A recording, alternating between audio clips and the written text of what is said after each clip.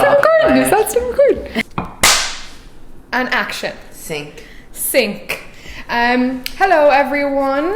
Welcome to our first episode of a little series that I'm doing for the new year. A lot of you have been asking for a bit of a podcast vibe. And I know nothing about creating podcasts, but I do know how to make a video. So here we are. This is my lovely friend Adele. Hi, how are you? Pressure. No, this is going to be just a normal conversation. This is just going to be like me and you chatting, bit of an agony aunt vibe, but I sent in some topics. Yeah, you guys came through with some amazing suggestions. So I think that there are going to be topics that a lot of, well, anyone really our age kind of, you know, in their 20s, trying to navigate the main big things that people in their 20s are trying to navigate, like relationships, career, all of that good stuff, self-love, mental health, hopefully we'll get to touch on, but I can already see that we have a lot to talk about. So without further ado, let's just get stuck in. Adele, introduce yourself. She's a boss bitch. No, I do a lot of TV producing, and on the side I was a photographer for a long time, but I've more gone into the TV world now, so that's mainly what I'm doing. Okay, so I thought it'd be great to get Adele on, not only because she's like me BFF over here in New York, but she's a lot of experience. And we've got a good few adventures and stories between us now, in the kind of 5-ish years we know each other. Yeah. Adele was pretty like one of my first friends in New York, I would say. Yeah, so we've been on that trajectory together, so that's kind of nice. Yeah, I think we've seen a lot of growth in each other, which is nice, and it'll be nice now to reflect on that a little bit. But a lot of people have asked kind of how do you support yourself in the beginning in terms of, because I think, okay, we're looking at it from a freelance perspective and being in the creative industry, but everyone through COVID now is working from home and has a very freelance kind of lifestyle in regards to work. Like everyone's working from home and like kind of has a more flexible schedule, but you know, they're coming up against similar things that freelancers generally do in terms of just the whole work switch up. When you're particularly talking about freelancing, I think a schedule is so important because we're human beings.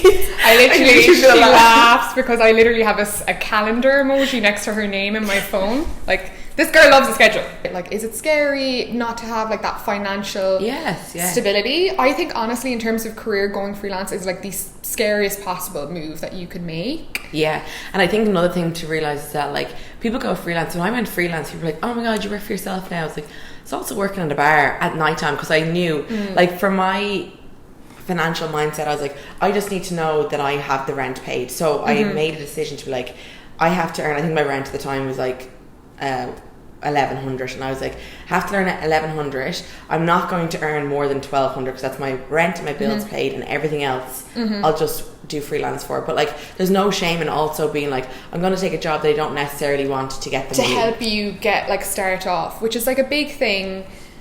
There's like two routes. I feel like you can either just take the plunge, which is, it can be really rewarding because you would put everything into what you're trying to do and you really give it like your best shot, and that can often make you successful a lot faster when you just throw yourself into it because you kind of have no choice. You're like, I need to pay the bills, like I need to make this work, so you'll hustle. I mean, I remember when I first moved here, I spent like 12 hours a day on LinkedIn just like connecting with people. You kind of just have to get into that mindset of making it work and doing the most you can, and it all does pay off. But there's also like a calculated way you can do it, which is just phasing yourself into it. It doesn't have to be this big, massive, scary leap. You can kind of take on something part-time, build your audience on the side, which is kind of the route I took.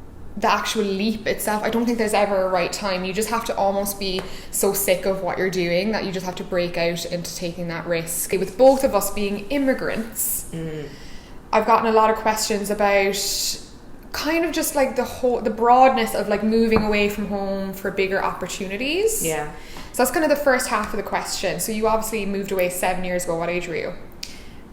You kind of did a bit of you started before I originally had moved. I came to Chicago, and I was in Chicago for a while, and then I went and moved to the UK. I was in the UK for a year, and then I came to New York, and that was 7 years ago. So like we've definitely got the immigrant badge of honor. I feel like I'm just after hitting my almost there on my 5 years. I feel like that's when you can really feel like you're part of another city or another country. But was the main reason you moved for those bigger opportunities, or were you just like looking for a change of scenery? Thought I was going to be Carrie Bradshaw. I don't. Did we all think we were going to be Carrie Bradshaw? I think. Although the Sex and the City is it's dramatized, but like I watched it my first year in New York and I was like, whoa, like these storylines actually happen. Oh yeah, like they do. They're actually like, it is based on things that happen all the time. Yeah, 100%. Very relatable. Yeah. Very relatable. If we could write it all down. But I always wanted more. Even when I was younger, I wanted to go to the next village that was bigger. Okay, and meet those people. Which seems very primal, village to the next one. But like I always wanted that. And I think I actually didn't like, I came to New York when I was 20 or 21 and I didn't like it. Yeah. But I had worked in TV in RTE, which is like the broadcaster in Ireland, and I liked it, but I just wanted a little bit more. I don't know what I wanted. And I think also, you're an ambitious person. Yeah, I just wanted more. I wanted to see what was out there. And I actually only came for a year, and then I started freelancing, and I was like, wow, I could do other things here, so I stayed. But I think I initially moved for like career reasons. Yeah. I never intended to find love. I had never intended to find love over here. Yeah. But like I get a lot of people that like panic about that initial move. Were you nervous when you've like first were just like, okay, I'm committing to this, I'm moving to New York, I'm moving away from home, my friends? Or were you more excited? Because a lot of people feel like that panic holds them back. Yeah, I was excited for the New York move, but a year previous to that I'd moved to the UK, and I remember I cried the whole plane ride. I moved over there on my own. I had one suitcase and I had nothing prepared, which is typical of me to like move to new countries with nothing prepared. That classic first date cry. Yeah, is a real thing. I remember I moved in with 4 girls, and they were honestly so lovely, and that night like they brought me to like, I can't remember what it was, but like the equivalent to Target to get what I needed. Yeah. But I remember sitting, and there was like these steps. It was a really old coal miner's house that we lived in, and there was these steps up to it, and I couldn't even bring myself to knock on the door, and I was like, oh, I'm making a huge mistake here, and I sat on the steps and I was crying. And then the only reason I knocked on the door, I was like, if one of them leaves to go to the shop and just comes out and this new girl's just crying on the steps. For New York I was excited because I was partly leaving a relationship and wanting to run away from that. But it is scary, and I think if you are feeling scared, that's okay. That's a normal. I actually think it's a really good thing. Yeah, pushing yourself outside your boundaries. You should be scared. That's honestly what life is all about. Is like getting out of your comfort zone and like really pushing that's how you grow in life, is to just keep constantly pushing yourself outside of your comfort zone, which is the most difficult thing to do, and it takes a lot of courage. But I always say as well, like, so somebody said it to me and it's so true, but home is going nowhere. If it doesn't work out, like what 6 months to a year of trying something, you can say you did it, you can come away with the experience and be a bit closer to what you know. So if you come to New York, doesn't work out, you realise how much you love Ireland, well, at least you've gotten somewhere, you've made that decision. It's never a wasted opportunity. But I don't think I know a lot of people who've moved here specifically and hated it. I think that everyone finds it quite an exciting place. It's quite home. It is quite homely. Not only that though, I also get asked the question about going home, because I feel like a lot of people feel like a bit of like they have this sense of failure if it doesn't work out, or they're maybe because we are in a visa system where you can't always get the visa. Even if you really want to stay, you can't always stay, and going home is just like a forced thing. And I think a lot of people, even if you've decided to go home, get also anxious about then leaving the life you've just made and like starting over like where you grew up, or I don't know, a certain girl actually used the word regressed, like she feels like it's almost like a step backward by going home, but it's something that like a lot of people that immigrate have to go through, is the eventuality that they might have to just go back. Yeah, I think my friends, especially with the pandemic, a lot of people are like talking about this. Because a lot of people over COVID have essentially had to just go back home, or went home for a break and had no option but to stay in the country that they went to. We're lucky enough that we were like they thought they were going to be coming back to their job and their life that they made here, in their apartment and their things, and they've just been away for 8 or 9 months. That's such a hard thing, and I think I've definitely there has been only one occasion that I was like, fuck it all, and I booked a flight the next day and I left, but I came back. Sometimes you need a break from the city. I've been in this situation a few times with friends though, who have said like, I'm done with New York. And I think there is times, there's definitely times that I've been like, I'm done with New York and wanted to leave. You feel a bit of like an up swimming upstream sometimes. Yeah, but then people stay because they're like, when you come to New York, you do go through a lot of hard, like you're starting your whole life again. You build a career, you build friendships, you build like a community, and you kind of wear it as this badge of honor, which is kind of weird. But you do. You're like, no, I stuck it out. I stuck it out. It's which is actually mad when you think about it. It's but you're not failing. There's this weird kind of tagline in New York, which kind of like it's inspiring, but it's also quite strange. It's like it's New York tough. Like if you stay through the hard times, you're New York tough. But it's a bloody harsh city. It is, and it's not failing if you leave, and it's not failing if you decide to leave. There was one particular friend that had just gotten a visa, and she was like, I don't want this though, I don't want to stay here. I'm only staying because I feel like other people want this visa. Yeah. And I was just like, you have to do what's good for you. Yeah, and I think that's another thing, is that like society has put and especially social media has put these pressures on. It's like, oh, you're doing big things. There's so much beauty in the small things. Like I have one particular friend, Rich, who was like here with me and then couldn't get his visa and went home. He's like, well, he was really struggling. He was like, it's all so small, like everyone knows each other, and like we're just like doing this for fun. And I'm like, when you're here a long time, I'm like, I'd love nothing than 4 nights a week to sit down with my friends and have a cup of tea. Yeah. And maybe I'd get bored of it, but you have to learn to love the beauty in the situation you're in. Kind of see the silver lining, I suppose. Yeah. It's two sides of the coin, isn't it? And it's, I think, like, you'll always want the other side. You'll always want the other side. Like, we're just like, oh my god, I can't wait to go home. Like, I'm about to go home for like 4 months. Yeah, and I haven't been home in 3 years, and I'd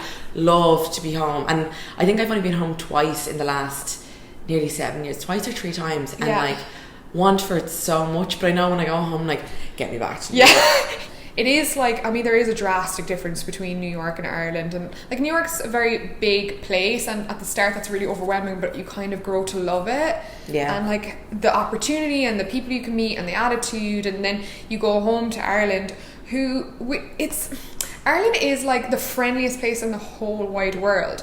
But when it comes to career and success, there's definitely a widespread tall poppy syndrome of like begrudgery sometimes, and that can be like, you know, if you're doing well, sometimes people find that hard to see. So when you go home, there's a little bit of like, who does this person think they are, aiming high type of thing. Like, yeah, there is that. I think also that I get really bad fear that if I went home, because my whole adult life has been in the US, and like I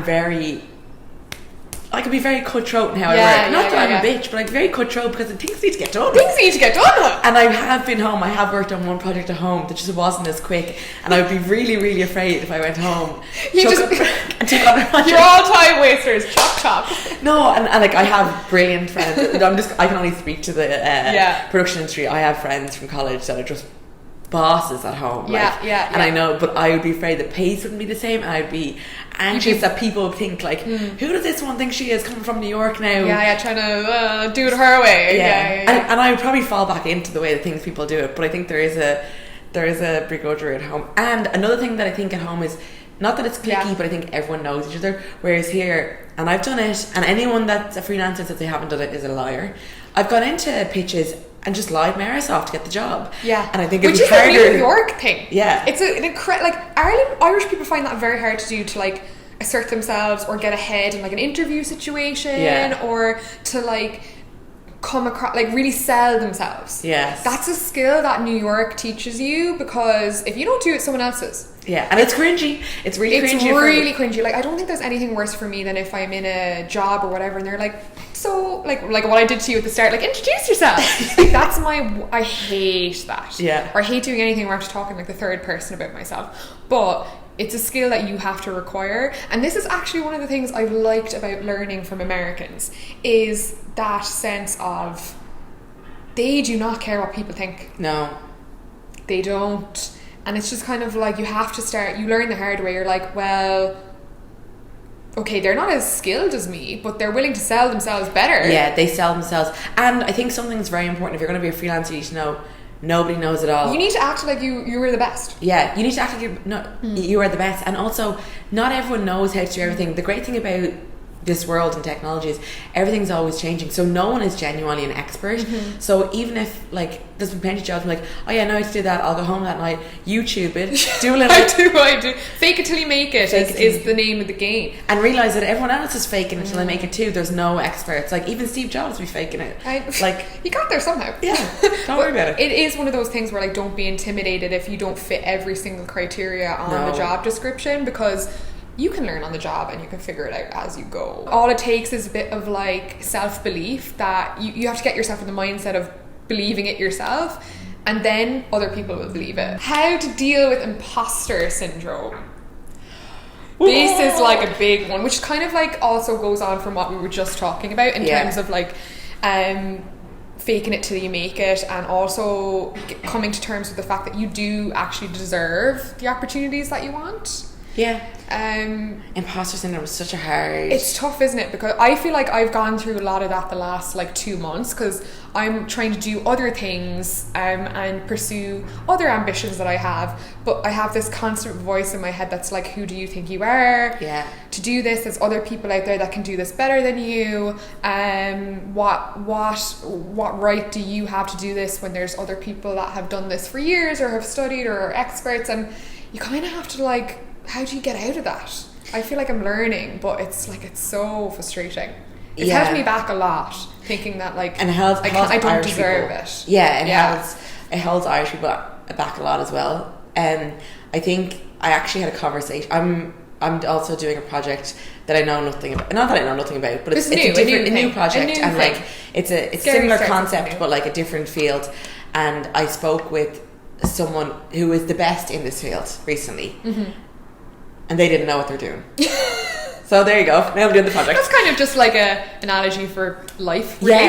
No one really knows what they're doing. We're all just figuring out our taxes and our pension schemes as we go. I actually, and another situation that I was in, a phenomenal person, I'm not going to say his name because I don't blow him up, but a phenomenal cinematographer, and like I worked with him like for 3 months, and then just like the ideology, and he's still one of the best people I've ever worked with, but like I had this ideology of him in my head before I worked with him, being like, he's a god, perfect, he knows how to do everything. Like they don't. We're all flawed humans, and like we had been on set and he made a huge fuck up, and like you just we're putting people to these like godlike status stools.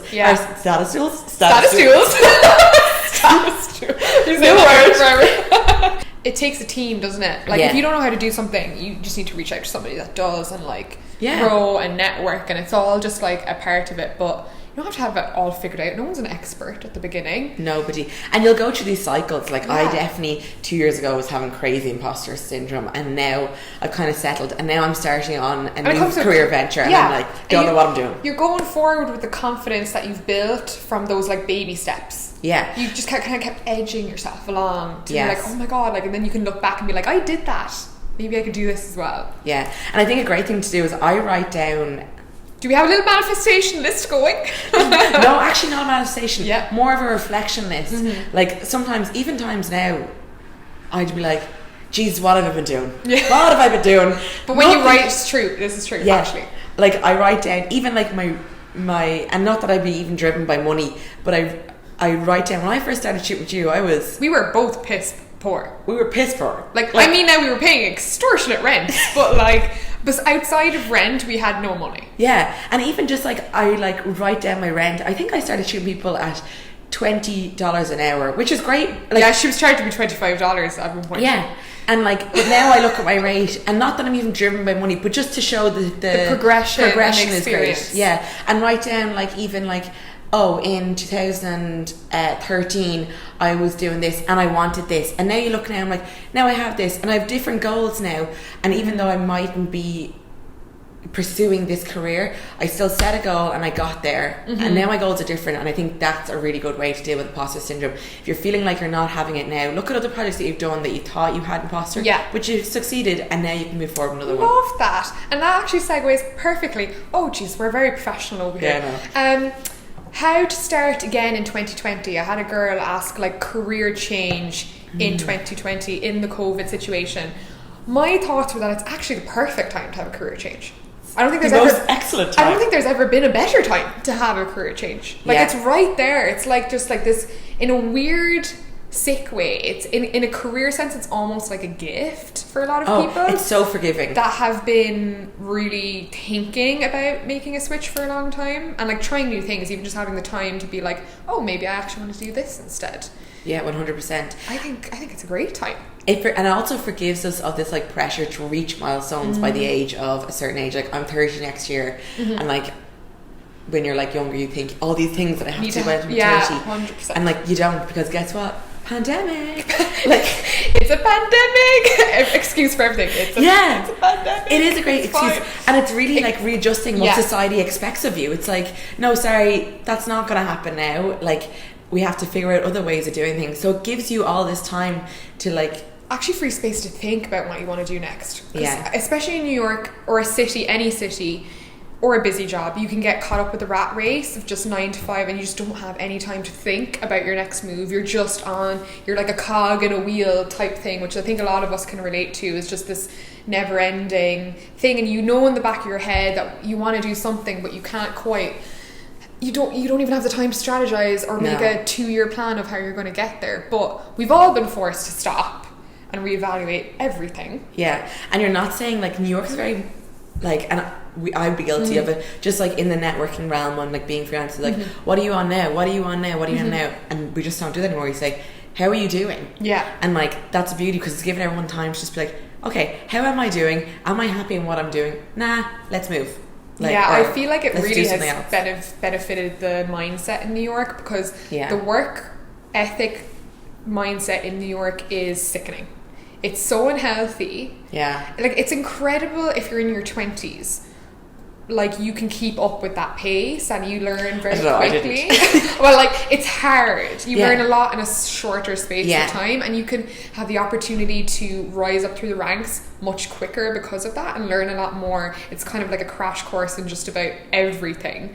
But it can be, I don't know, I just feel like New Yorkers, it's just, if you're not working, you're made it's just like, it's like this constant guilt, like that you could be doing more. And now it's just like there's a much more human element to the city now. We've just it's gone back to like doing favors and helping each other out a bit more and asking more about like, how are you doing, as opposed to like, so what job are you in now? Like that's such a big conversation starter if you were to go on a date or something. It's like, where do you work? Like what do you do? And I've stopped doing that. I don't ask people that anymore. I also think that we measured like, well, I was definitely guilty. Success. Yes, I had my first burnout at 25. Like that's 25. Young. I'm so young. And I ways to go now. And not only did I have my first burnout when I was 25, I had my second burnout at 27. Like doing, and I was wearing it again, a badge of honor. Like people were like, how you doing? And I'd be like, I worked 85 hours this week. Good for like, like look at me and like absolutely like, what's the word? Like, just there's kind of like a sense of strength that comes with it, but really it's like at what cost? Yeah, at what cost? And I was like, well, if I died at 28, I wouldn't want my eulogy to written and be like, fair play to Adele, she did 85 hours the week before she died. Superhuman hours. No, you'd want to be like, she was there for me for this, or we had laughs, we laughed, we pissed ourselves, like not like fair play to her. And I think like she'll be remembered for the on-time deadlines she always handed in. A big topic that I wanted to talk to Adele about was the fact that she works in a very male-dominated environment, I would say, and you've learned a lot from your experiences in that. And I'm still learning, but I think it's really shaped the person you are, because you need to be very assertive when you work in a male-dominated space. And there were so many girls that work in corporate or just work in like tech companies where they feel really like their voices aren't heard, or they find it quite difficult to assert their opinion or to not be pushed over. Which it is tough to do. I think we've met a lot of men that, you know, have a very dominating presence and kind of just that has happened a lot, and I think it has caused a lot of tensions. I think the reason why I've started to realise is in the last year I've started working with teams of women, and I had to really assess what I was doing differently, and I felt, when I look back, I definitely was more compassionate towards my female teams than I was towards my male teams, and I had to really sit with myself and think, why am I doing that? Compassion over competition always. It's not like a fighting for power. It's not a fight for power, and like I have found the last year that just genuinely being more compassionate being more like, hey, do you have stuff going on at home? Yeah, take it, go do your thing. Yeah. Like, compassion has always just won, and I think that's how you approach those situations. And I think also just asking for what you think you deserve, like having open conversations with men, being like, this is how I'm feeling. It works better than just being like, no, I'm going to be combative back. It just never works. Yeah. And I've learned that the hard way. Trust me. There is, I have a couple of quick fire rounds. Okay, go. I'll be quick on these. So we'll spend like a minute or two on each. What to do when men are talking over you? What's the first thing that comes to your mind? Oh, when men are talking over me, I let them speak, because that's what I would want them to do to me. And then I say, I was just about to say, and I'll say what I need to say. And also, I would appreciate if you stopped talking over me. But if it is a constant problem, you can go on the side. Don't be passive aggressive in a group situation. Go on the side and be like, hey, it makes me feel uncomfortable when, and then that's it. Yeah, okay. How to build relationships, like brand relationships or a job related thing when you have I guess it's more directed with me. How do you build relationships when you have a small following? I put this question because I think it also just goes for networking in general when you're trying to get to a new job or get to a certain place. But it is so true, like with the internet you can just pretty much reach out to anyone now.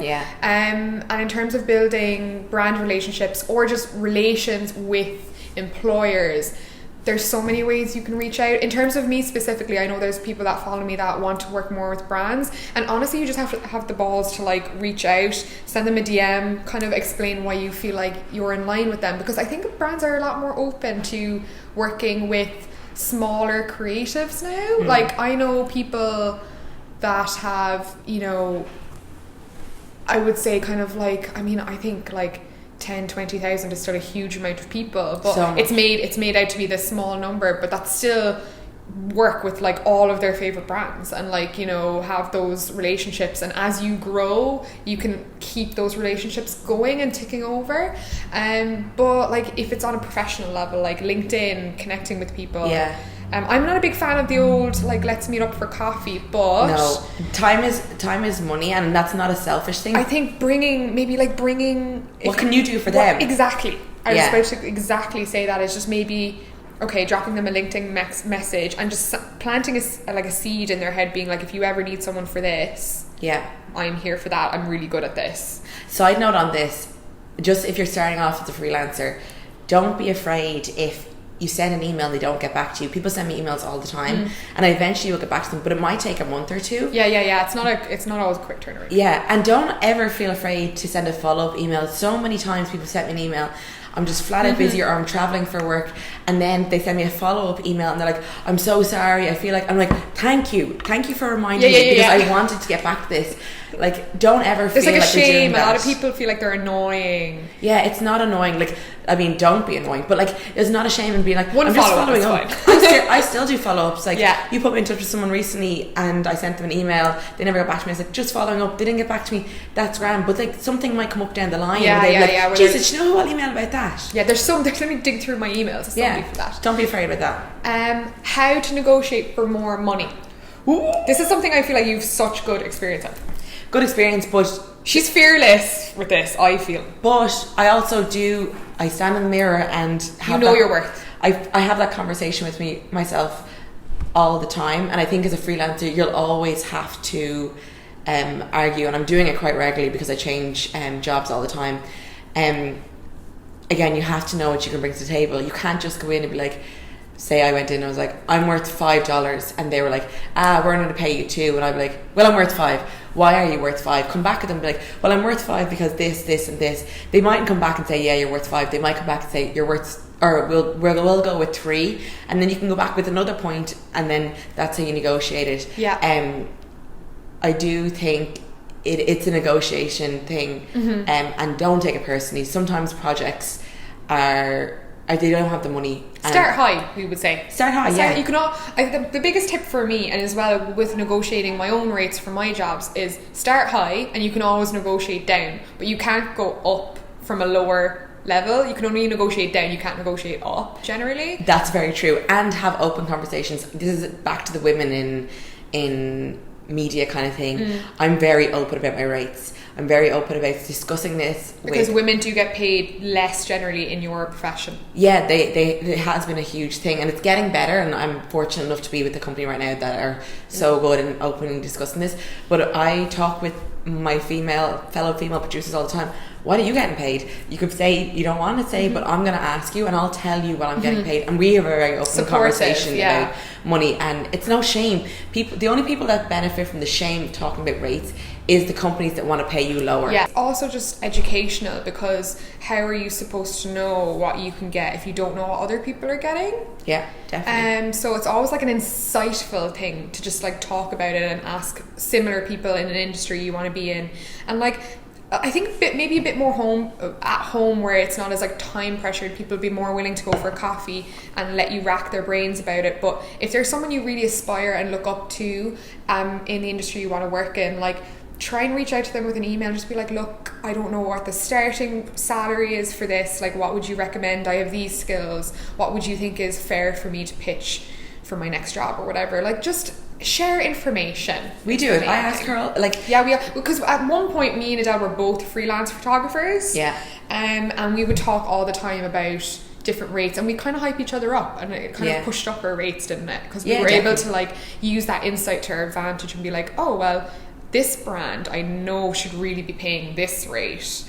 And we always find it quite helpful. Yeah, it is. Open conversations about money is very helpful. Don't be ashamed about it. Anyway, that is all we have for our little career / freelance / working from home chat. I'll be back probably next week with our next segment where we're touching on a lot of things. And the next one is a juicy one. I'm really excited for the next one. Okay. So we hope you enjoyed. If you'd like to see more, hopefully we can organise that. But we had a good laugh there now. We did. So yeah, subscribe, leave a comment on your thoughts, and hopefully we'll catch you in the next one. Bye!